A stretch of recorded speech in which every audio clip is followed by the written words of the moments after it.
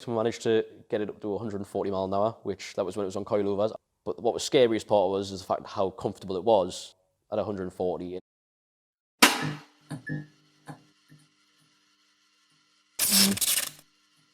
My name is Harry. This is my 1999 BMW 7 Series, 728i, 2.8 petrol engine in. I always wanted 90s luxury car. So I say on the list was Mercedes, BMWs. They say looking for one of these, I had COVID during the time when I was looking for one. They say trying to find one, they're all down London way. Obviously living in Newcastle is quite a bit of a distance. And obviously going to view one of these because typical BMW is always rotten. But there's a lad quite local within an hour's drive who had one. He'd had it for over a year. Put an Instagram story, said, you know, is anyone interested? So I texted him, I was like, yeah, you know what, I actually am. Looked around it, like I say, had its issues, it's BMW, but like I say, bought that, and here it is now, a couple of years later. So when I bought it, see, I paid for it, like I say, it's just under an hour's drive. I went and put some fuel in it, drove it back, and pulled it in here. Obviously parked it up, got out of it, and thought, smells quite a bit fuely. Oldest car I've owned, so I didn't think nothing of it until I come around the passenger side, and there was just a puddle of fuel. That was due to the fuel tank being completely rusted out. Plastic sill covers, I pulled them off. Driver's one come off, no bother at all. Passenger one came off with the inner sill, part of it still attached to it. That was completely rusted through. So like I say, I've got a few good friends, good at their trades, and managed to get the car all welded up and stronger than ever. So I want to make sure the chassis was completely mint first before spending any money on the car. So exterior wise, obviously Alpina front lip, wheels different. It had a full respray as of June last year. I mean, obviously I had a black trim all along the bottom that all got colour matched in the respray. Chrome front grills from a 750i. Besides that, it's still pretty like the whole car as it was. I didn't want to go over the board with it and change it massively. I just like it how it is. No, it's original colour, original glacier green. It does have a more hint of a green in it. So you see the lad who painted it, I mean, I only went in to see him for a dent in the roof and a dent in the boot that I wanted sorted out. I wasn't too fussed. Like you see, I like the black trim on the bottom of the car. And then, like you see, fantastic lad over at Chimware, David Sneeps-Lee. And he sort of went, well, why don't we, you know, if I do that, why don't we do this and why don't we do that? If I'm doing that, I might as well. And yeah, next thing you know, it's getting a full respray within a month. I can't thank that man enough because I've already managed to turn around. And I still managed to get it ready for a Culture Shock car show the night before. We were there till 3 in the morning, finishing polishing the car. I see I had a whole team of lads come in, polishing it. I wasn't, they say, depending on the sunlight, it can look silver or it can look dark green. It changes all the time. Engine-wise was fantastic. It's a low mileage car. I mean, like I say, I've upgraded, obviously, water pump, thermostat, typical BMW cooling system stuff. Obviously, serviced it, done anything serviceable on it or ancillary-wise been changed. But apart from that, it's fairly standard. Obviously, changed the exhaust to make it a little bit louder. But, I mean, the exhaust was in good condition in the first place. The car, relatively, was in absolutely mint condition.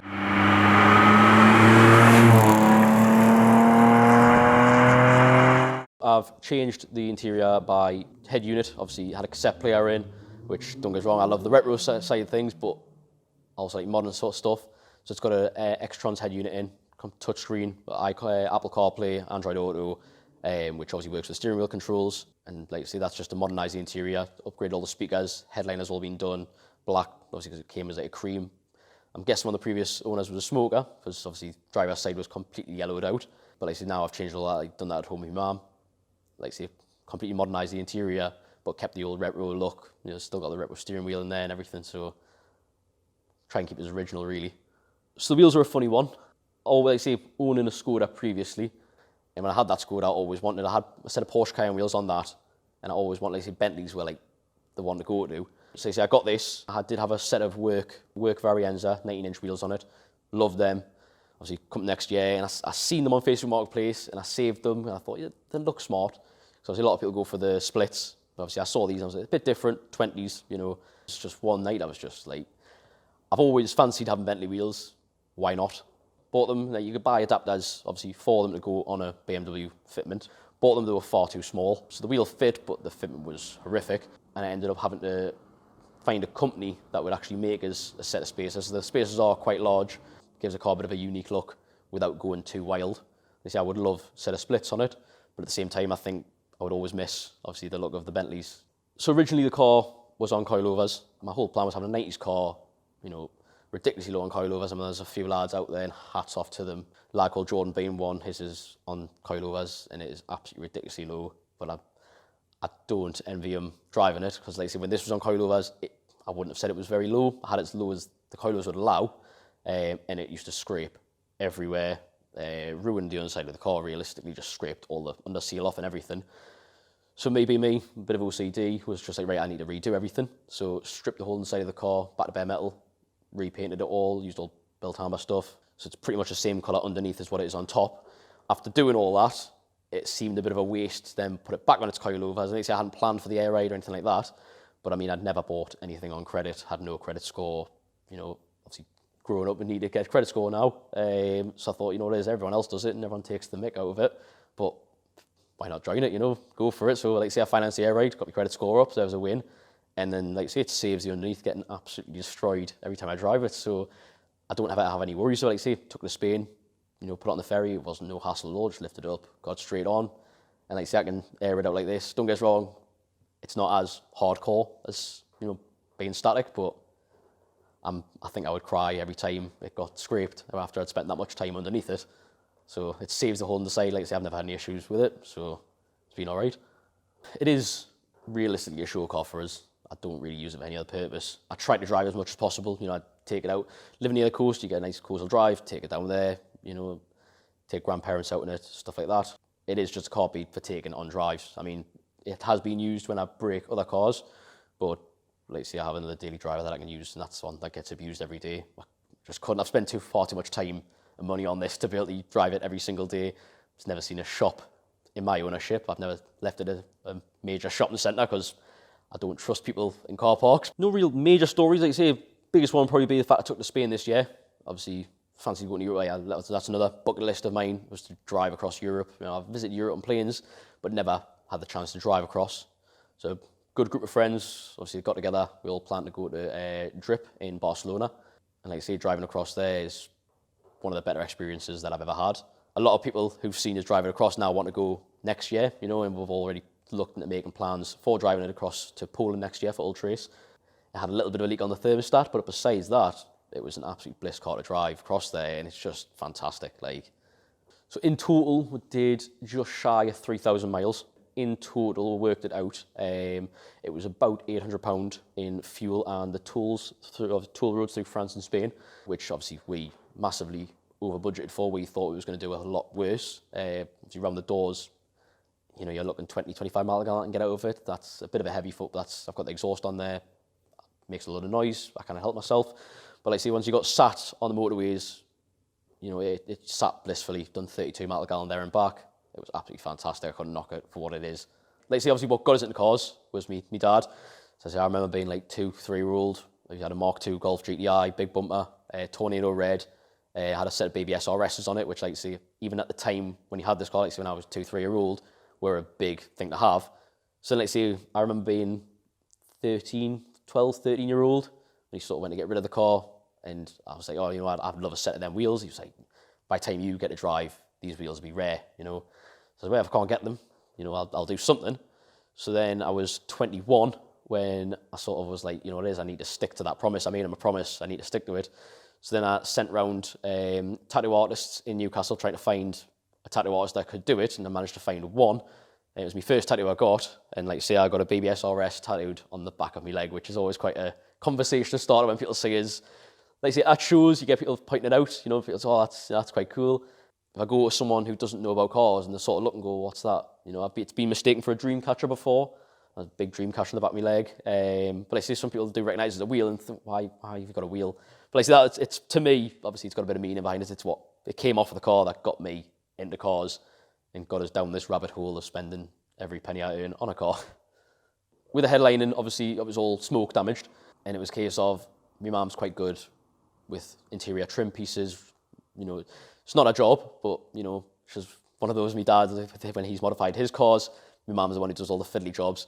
So I managed to employ her into retrimming the headliner for us. I just bought the material, and it was a case of I went to work at night, and then when I got up around dinner time, go to the garage, and my headliner's in bits, fully stripped. My mum's ripped all the old one off, cleaned it all up, and she's already starting to re-trim it all. And like like I say, she's done a fantastic job. And my mum was one of those where, like I say, she'll always get involved. She'll complain about the money I spend on my car, but she does like getting involved. I think secretly she enjoys working on it and actually putting her own little touch and seeing she's done that. So you see, when I first done it and people commented going, oh, the headline is really nice, she was quite proud to be like, I did that, that was me. So yeah, like I say, the family's got a bit in it, here and there. They've got their own little touch that they've done and said they can obviously own up, see they've done. The biggest difficulties probably be when we have to do the welding, because obviously with working in a smaller space, cold, obviously during the winter, trying to get it ready for the summer, like I say, the lads who've done the welding for us, again, don't think I could ever thank them enough for what they've done, because they managed to obviously bring the car. Without them, the car wouldn't be here. No, it's all original on the car. Like you see, the sill, it was just the back half. It looked like it'd been bumped on a curb previously. Obviously, during its life, there was a bit of filler in there. So once I seen the filler, it was a case of I need to get that all out. Like, I don't want any filler in the car. So it all got cut out, and obviously they fabricated new repair panels to go in there. So that back sill was fabricated from straight sheet metal. The wing had some damage on it. Like, see, the lad had done the full respray. He sat for hours, and I learned a lot watching him do that and panel beating it out so to repair it properly. But like I say, the fact he managed to keep it pretty much all original was fantastic. Like I say, I've got a 2008 3 Series as well as this, and the difference in the two, like I say, obviously I had this first, and I love the whole BMW feel. It's one of those things I never said I would have one, but once I had this, it is a bug. I can't describe that enough to anyone. It's one of those things, I might not drive it for a while. I get into it, and it's like being an old friend. It's fantastic. Biggest one I get, like, locally wise, is I'm far too young to drive a car like this. A lot of people, like, see, a lot older folk see it and they're like, it's had an old 7 Series. And then they say, that car, is that your dad's? Is your granddad's? And I've got to sit there and explain to them, like, no, I bought this, So typically everyone goes for S3s, M2s, something like that. Whereas for me, like, say, it was on my bucket list, 90s luxury. Like, say, I absolutely love it. Shows, I mean, I built the car for me. It was how I wanted it, how I wanted to do it. Every show I've been to, I've had nothing but people come up and say fantastic things. And it's one of those, like you say, I didn't build the car for that. I apply for the shows. I don't ever expect to get in. If I do, fantastic. It's a bonus. And like I say, it's nice to see other people appreciate. See, I put a lot of work in. A lot of friends of mine have put work in, even when they've questioned us and said why we're doing this. They've stuck by us and done it, and I can't thank them. But no, like I say, it gets some good, like, people come around and see how nice and clean it is. Like I say, it was at Modified Nationals, won Judge's Choice Award. I couldn't, like I say, I had to get pushed by a friend to get on the stage because I couldn't believe that I'd actually just done that. And I see the amount of people who just come through saying, like, it's fantastic. I mean, I had one bloke say, did you trailer it? And I had to start showing him some of the stone chips to show him that it actually gets driven.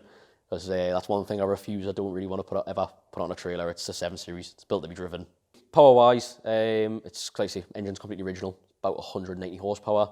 But closed circuit, we managed to get it up to 140 mile an hour, which that was when it was on coilovers. I wouldn't like to do it on air right now.